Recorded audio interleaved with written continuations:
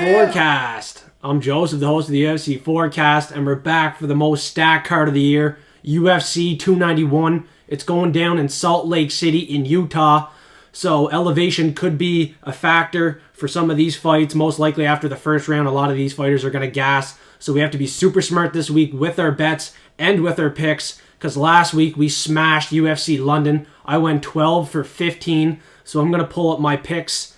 I started off with two locks, two Brazilians, Gabriel, Filo, and he got knocked down, and then he smartened the fuck up, and he found the submission by arm triangle in that first round. And then my next lock, Bruna Brazil, taught Shannon Banan a lesson. She was a newcomer from Ireland, but she got taken down 2 times, got control for 3 minutes. My other lock, Bruna Brazil, got it done 2 for 2, right off the bat on the card. But then my first bet of the night was on Yanel Ashmoose for that KO. And yeah, that cost me. Chris Duncan, he got it done 30-27, 30-27, and a 29-28 unanimous decision. That was a clean win for him. And then me and Loaf had the shoey bet. Panny Kianzad, Ketlin Vieira. Ketlin Vieira got it done by unanimous decision, 29-28. And Loaf did not do a shoey bet. So I'm going to do a shotgun for everyone, might as well. I got a towel underneath me just in case we have a little spill here. I'm just going to fucking send her. We're going to have some drinks on this show. We're going to have some fun. So if you don't have a drink yet, go grab one, because we're going to have a couple on this show. Clearly, we have a beer tower started. We're going to get a little twisted. Get a little twisted. Make some more good picks. We're going to make some fucking money. We're going to make it rain. Let's go.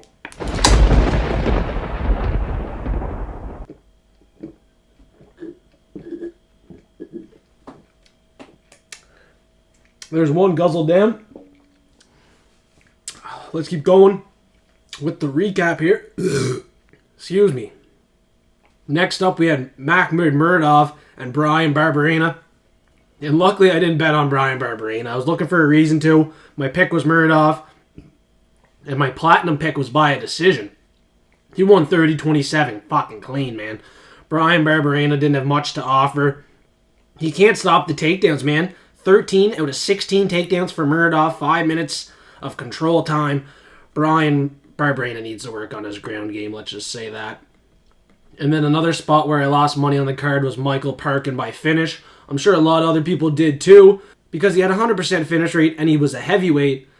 But he won by a unanimous decision there, 30-27. And that was the lowest underdog of the week last week. This week, I don't know who his underdog is or who his locks are. I'm just telling you that right now. And next up, we had Lowe's first lock of the week, Joel Alvarez. He got the job done by submission. Darrius choke in the second round. But Mark Diakisi had 2 takedowns, 3 minutes control time. I was a little bit worried in that fight. Joel wasn't really looking like a lock in my opinion, but, you know, it is what it is. He still got the job done. And Loaf hit another lock. He's up to 73% on his locks, so that's a great percentage for Loaf hitting locks. The next fight was Johnny Parsons, Danny Roberts. Pretty low-level fight there. And it was a knockout for Johnny Parsons. Didn't see that coming. That was one of the 3 I had wrong. I thought Danny was going to get it done. I was pretty confident too. He was pretty good value, so I had him in a little parlay.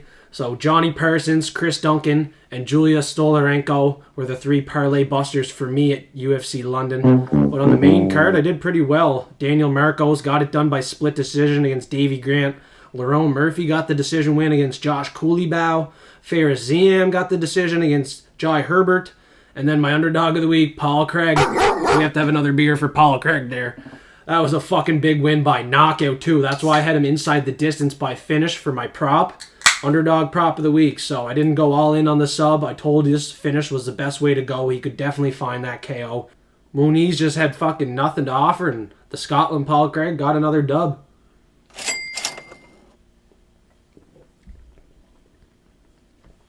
And then next up, we had Lowe's second lock. He hit both his locks too. I hit both my locks. Nathaniel Wood, unanimous decision, 29-28. Another fucking close fight. Andre Fili was doing pretty good. Both guys got knocked down. And Fili had 3 minutes control time, but didn't even get a takedown. Lowe's locks were a little sketch, but they still won. And his percentage is 73%, like I mentioned. Fucking incredible. Considering how sketchy some of his locks are and how little they just squeeze out a win. So credit to Loaf picking these good value locks. But unfortunately, I don't know what they are this week. Like I said, Lowe's not here, and I haven't even heard from him this week. It's really hard to get a hold of that guy, the fucking degenerate man. And then next up in the co-main event, we had Julia Stolarenko ruin the party with the submission. I was super high on Molly McCann by the knockout. I'm super ashamed. But to finish off UFC London, Tom Aspinall, that was a quick fight. It was a minute in or something, minute 13 seconds. Knocked out Marcin Tybura. And he would have finished off my parlay, made me cash in there in London. But unfortunately, Molly McCann was the biggest parlay buster for me. Let us know in the comments who was a parlay buster for you last week. And let us know who you got this week for your lock of the week and dog of the week since Lowe's not here. I'd love to hear from you guys. And also join our Discord. It's absolutely free. I'm going to post the locks, dogs in there early. And we also have the props of the week in Discord. And last week we posted the Platinum Picks since we didn't have a final prediction show. Thank you for stopping by, checking out this week's forecast after a very successful week last week. If you want to join our bets, tail them. It's only $5 a month on Patreon. You get exclusive early access to all of our bets, the Platinum Picks, Forecast Forensic. We have our DraftKings lineups as well. Thanks to everyone for the support, and I really hope to see everybody in the comments section below. Let's get right into UFC 291. Cheers, everybody. You better have went and got that beer, poured a drink, because we're going to get a little twisted. We're going to make some money, make it rain. Let's keep it rolling here. We only had 3 picks wrong last week.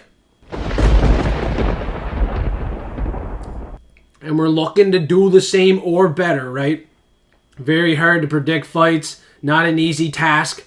But we're going to go at it with full force here in Salt Lake City. Hopefully the elevation in Utah doesn't affect the fighters we're picking too much. Because we're ready to fucking make it rain over the mountains. Here we go. First fight of the night. We got Priscilla Cachoeira, the zombie girl, against Miranda, Fear the Maverick. And I'm going with the zombie girl at 360. And Miranda Maverick fought a month ago against Jasmine Judavicius, got dominated by unanimous decision. She's coming in here 6 weeks later. She's going to fight the zombie girl who has 7 knockouts and won 4 of her last 5 fights. I think she's getting it done here. 3 of the last 5 were by KO. And she has a 65% takedown defense, which she is going to need here because Miranda Maverick, if she's going to win the fight, she's going to take this fight to the ground. She's a very good wrestler. She has very good top control. But I don't know if she's going to even get Priscilla to the ground. Priscilla's going to be bombing away. Look for the finish early because Miranda Maverick's going to have to cut weight once again. 6 weeks ago, she just lost a unanimous decision. And obviously, she's coming in here short notice. But I can't believe the odd makers have her at 128. That's a huge favorite, especially with how dangerous Priscilla's going to be. You know, you might not believe me, but once that bell rings, you're going to fucking see it because Priscilla's going to come out there swinging. She's a zombie girl. And she has a 65% takedown defense. Like, Lipsky couldn't get her down. She got knocked the fuck out. The only girl to really submit her was Jillian Robertson and Valentina Shevchenko. Her only other 2 losses were Molly McCann. I know, like, we just talked about that shit. And she also lost to Luana Carolina, former underdog of the week for me. So she only has 4 credible losses inside the UFC. Miranda Maverick's losses, they're credible as well. Macy Barber, Aaron Blanchfield, Jasmine Judavicius, and the last one, all 5 by decision. But this might be the one. This might be the one that she gets knocked out. You know, she just fought 6 weeks ago, like I said. I got to go with the underdog at this price. I love my Brazilians. And the women Brazilian underdogs, they've been cashing for me. And I was seriously debating making her my underdog of the week. Probably going to have a little bit of money on her too by KO if you're looking to tail that. But I have another underdog which is coming up next here, and it's Uros Medic against Matt Semelsberger. This is going to be a banger fight. A lot of people taking Matt Semelsberger. They think a lot of him. He's probably going to be the bigger fighter in the octagon. But Uros Medic's 8-1, fought guys before at welterweight, and fared out fairly well. He has 6 knockouts, 2 submissions, 6 first-round finishes. This guy has a 100% finish rate, and I think he's getting the KO 100%. Omar Morales got rocked in that last one. Medic's super technical, man, and he's fast, right? Matt Semelsberger, I was trying to find a guy to fucking beat this guy by KO. You know, he's been finished twice before on the regional scene, but in the UFC, 3 decision losses. Those 3 guys could not finish him. I think Uros Medic's going to finish him. I seriously do, guys. Come on. Let's go. This guy's a good underdog. Great price right now at $240. He was $237 when I locked him in, but His last 4 wins by KO. I see it being another KO. Matt Semelsberger loves to stand there and bang. But he's also going to look to mix in the wrestling. That's what's concerning me a little bit in this fight. I think Maverick, though, can keep it on the feet. He's training at the much better gym at King's MMA with Giles Chikadze. If you look at where Matt Semelsberger's training, it's Team Crazy 88 MMA. Right? Like, who's training there? Like, come on. And he's 153. I'm going with the guy who's training at the much better gym at King's MMA with Giles. This guy is going to look like the favorite in the fight. He's going to be the underdog of the week for me. He's my most confident underdog of the week. 100%. Hope you're tailing me because we're going to make some money in Utah. And this is going to be the first guy to cash in for us. And next up, before the next fight, CJ Vergara, Vinicius Salvador. Let's have another sip of a beer. Another drink. Because we're going to line up another prop. So I want you guys to think about what prop I'm going to pick while I'm breaking down this fight. We got CJ Vergara, who showed his durability and toughness in his last fight against another Brazilian, Daniel da Silva, who loves a war. Just comes out there swinging, wild as fuck. And then we got Vinicius Salvador, a little bit more calculated, a little bit more technical, also Brazilian, training with Marcelo Ribas. Pretty good gym. But this guy, Vinicius Salvador, has a 100% finish rate, 13 knockouts in the Dana White Contender Series. He finished an incredible prospect in Shannon Ross. Holy shit. This guy is the real deal. No, I'm just kidding. This guy, I don't know, like, he lost to fucking Victor Altamirano in his last one. There's no way I'm fucking taking him. He's an underdog. The play, CJ Vergara. Just got the job done in Texas, hometown fight. Got the knockout after fucking running away from Daniel da Silva in the octagon and then coming out in the second round, find that finish. I think he finds the finish against Vinicius Salvador. CJ Vergara has a great chin and he hits hard. 56% striking accuracy for Vergara and 41% for Vinicius Salvador. Even though Salvador has a 2-inch reach advantage, it's not going to fucking matter. CJ Vergara can close the gap. He can get the much more powerful shots off and put damage on Vinicius Salvador, and has been in there with some very good competition. His only losses are Tatsuro Terra, 2nd round submission loss, and then he has 2 decision losses, Odie Osborne, Jonathan Martinez by split. He's been in there with some pretty good guys. Vinicius Salvador, he beat Shannon Ross. So if you think Shannon Ross is an incredible prospect, then take the stab on him and lose your money. Next up, we got another short notice opponent, Darrius Flowers, 350 against Jake Matthews. And Jake Matthews was a parlay buster for me last time out against Matt Semelsberger because I was looking for a fade on Matt Semelsberger, like I was saying, right? Uros Madic's going to get that done. But Jake Matthews, I think this is a spot where he should be the favorite, right? He has 17 fights inside the UFC. Darrius Flowers is coming off that win on the Dana White Contender Series. It was a fluke win. He was getting taken down. He was getting slammed. And then Buddy fucking hurt his shoulder, something like that, fluke injury. And I don't even think he got a contract after that, so he hasn't been active since, hasn't fought since then. He might have even got the contract after that, but he fucking shouldn't have. He's fighting here now against Jake Matthews, who has way too much experience for a newcomer in the UFC. This screams the guy with the UFC experience is getting it done. And, you know, if you're looking for a prop, let's remember that Jake Matthews is a black belt, right? So Darrius Flowers has fucking, 4 submission losses and 1 knockout loss. He gets finished in all of his losses. Jake Matthews has 5 knockouts, 7 submissions. I'm going to call the submission on this one. He's a black belt. And I don't really trust him this week to put him in parlays again. Darrius Flowers in that first round, I'm not going to lie, is going to be dangerous. He's going to be live. So if you do like Darrius Flowers at 350, probably bet him in the first round. Outside of the first round, he's not getting it done. And he's probably not going to get the submission either on a black belt. So knock out Darrius Flowers or round 1 Darrius Flowers. If anything, right? If anything, likely Jake Matthews comes in here as the favorite, dominates. And like I said, he's a black belt. Probably gets that sub. I'm sniping it. And next up, we got a banger fight between Roman Kopylov and Claudio Ribeiro. I think a lot of both these guys, they're lower-end middleweights. But Roman Kopylov's hands are quick, they're fast. And this guy's improving, man. His last 2 fights, both by KO. Alessio Di Chirico, Punahele Soriano. He's shutting these guys lights out. His hands are much faster. He is going to beat a lot of guys in the middleweight division if it stays on the feet. But where he struggles is on the ground, right? He lost to Duraev on the ground. He got taken down and controlled. And he got submitted to Carl Robertson. But, man, Claudio Ribeiro is coming off a win over Joseph Holmes. I don't think too much of Joseph Holmes. And he has a 38% strike defense. So, defensively, he's not that good on the feet. Kopylov is the real deal. He has an 89% takedown defense. I don't see him getting taken down in this fight. I hope you agree with me. Let's smash Roman Kopylov by KO. And next up, the big boys are going to work. Derrick Lewis, Marcos Rodrigo de Lima. What are you doing? Are you going Derrick Lewis? Let's get real here. Are we going Derrick Lewis one more time? The most knockouts in heavyweight history. He has 21 of them. De Lima was knocked out once before to a 19-11 opponent. I think Derrick Lewis can get it done. He's 240. He's growing as an underdog. He is. I was going to make him my underdog of the week too, but, he's getting old. But both these guys are 38. That's one thing to think about too. Both of them are 38. They're probably both going to gas after 5 minutes. Who has the harder punch? Derrick Lewis. Who has the better ground game? Obviously, the Brazilian, De Lima. That's why he's the favorite, but on puncher's chance, I think Derrick Lewis is a great bet by KO.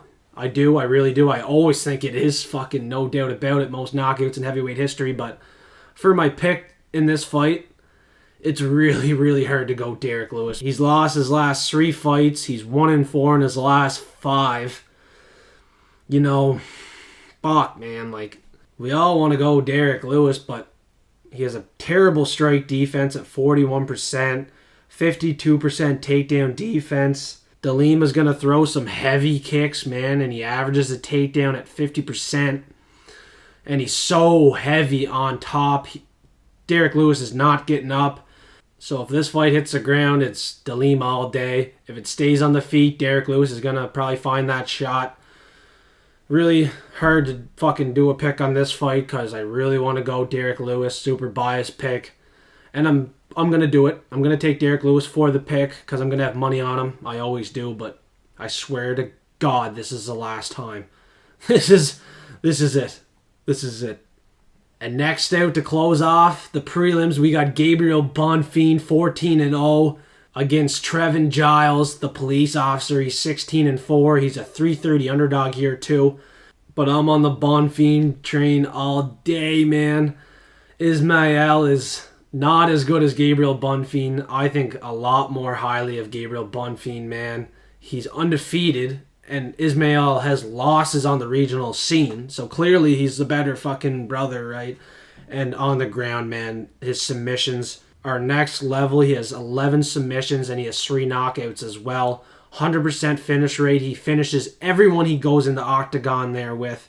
And Trevin Giles has 100% finish rate on the opposite end. He's finished in every fight he loses, man. 2 submission losses. It was Zach Cummins and Gerard Merchart. And Gabriel Bonfim is levels ahead of those 2 guys. This is going to be in the first round. You don't need to think too hard on this one. I 100% guarantee you guys Gabriel Bonfim is going to smoke this guy in the first round.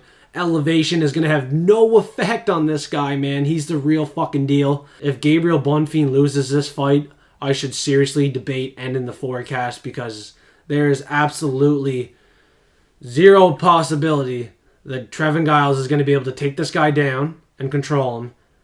And there's no way that jab's going to fucking work out because Gabriel Bonfim is going to duck under and shoot within fucking 30 seconds, 100% guaranteed. 4 out of the last 5 wins for Bonfim were by submission, and his last 3 wins were all in the first round.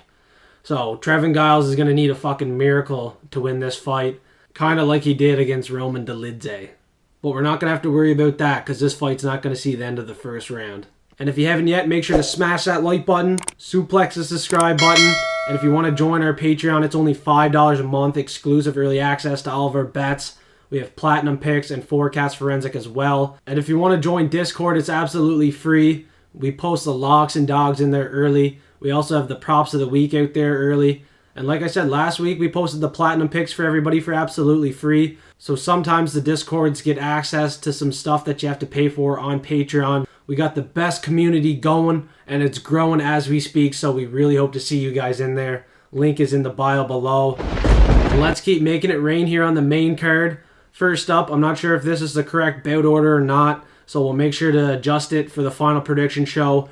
First up here, we're going to go over Michael Chiesa and Kevin Holland. Kevin Holland coming off that big win by KO in the third round against Santiago Ponzinibbio. And he was showing his technical striking, working at range. But in this fight, Michael Chiesa is going to look to take it to the ground, right? He averages 3 takedowns at 54%. And he has a one-dimensional game plan, which can very well work against Kevin Holland. But in my opinion, I believe Kevin Holland's getting back to his old ways. Just like when he knocked out Joaquin Buckley, Alex Hernandez, Alex Oliveira, Jacare Souza. I think he's going to go back to his old ways and start picking up some big dubs here, man. Michael Chiesa has been out of the game for a while. He's 5 years older. He also lost to Joe Lozon back in the day by KO. But one thing that surprises me in this fight is Chiesa has 4 submission losses. Pettis, Lee, Jorge Masvidal. And I don't know if I'd be too surprised if Kevin Holland comes out here and turns the table on Michael Chiesa and pulls a submission when Michael Chiesa goes for those takedowns. And I definitely think Kevin Holland inside the distance would be the safest bet here. If it goes the distance, Michael Chiesa could squeeze it out by split with that control time and takedowns. But I'm hoping Kevin Holland can keep it on the feet and find that KO within 15 minutes, get this job done, because he's going to be my pick. And next up, this could be it for Al Kukui, Tony Ferguson against Bobby Green. I think Bobby Green's going to be way too technical, way too fast, and dominate this fight by a decision. I don't think Bobby Green has the power to get this one done. But Tony Ferguson definitely has the slicing ability in his elbows, knees, and his punches too, man. He can cut up Bobby Green and find the finish. He could even find a wild submission as well, too. Tony Ferguson's very good on the ground, 8 submissions. And he's also going to have a 5-inch reach advantage against Bobby Green in this fight. So Tony Ferguson is going to be a dog for some people because there's not many underdogs on this card. And he also has some finishing ability, but at 39 years old, I got to think this is it for him. He's made some questionable decisions inside that octagon. Nate Diaz in his last time, man, he shot a takedown and got caught in a guillotine, couldn't get out of that. He got front kicked and absolutely fucked against Michael Chandler. Bobby Green did go the distance with Rafael Fiziev, showed his toughness there, but he got knocked out to Islam in the first round, got knocked out to Poirier, and got knocked out to Drew Dober. His chin has been questionable, and Tony Ferguson, you never know, he could catch him with something. You know, his last knockout wins were against Cerrone and Anthony Pettis, both of those by doctor and corner stoppages. I don't see the doctor or corner stop in this fight for Bobby Green. I think Bobby Green survives. He puts up the volume on Tony Ferguson and is way more accurate, way more technical. I don't see this fight taking place on the ground at all. If it does, I'll be actually a little bit surprised. Bobby Green has a great takedown defense. So Bobby Green's going to be the pick here by decision. But I'm honestly not looking to bet it. If I'm going to bet anything, it could be a little sprinkle on Tony Ferguson inside the distance. And next up, we got an interesting fight between Stephen Wonderboy Thompson and Michel Pereira. Pereira has trained some Cachoeira, and Stephen Thompson's more of a karate-style fighter. And this fight's going to be interesting, man. Both these guys are a little bit unorthodox. But for the pick, I'm going Stephen Thompson all day long. In his last fight against Kevin Holland, he showed us that he still got it. And in this fight here, I think he's going to be the more technical fighter. He's going to put up more volume too. He puts up like 200 strikes or more a fight, which is going to be a little bit more volume than Michel Pereira's throwing.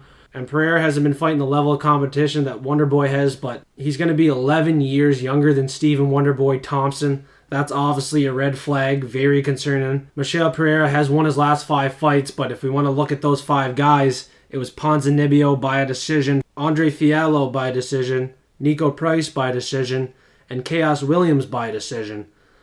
And if we're worried about the takedowns of Pereira, Stephen Thompson's been in there with Gilbert Burns, Bilal Muhammad. Yes, he got taken down and controlled, but he has the experience with those high-level grapplers. Michel Pereira is not going to take Wonderboy down here. And next up, we got the co-main event. And I got 2 locks this week. And it's to end the card. Last week, I started off the card with 2 locks. This week, I'm going to end the card with 2 locks.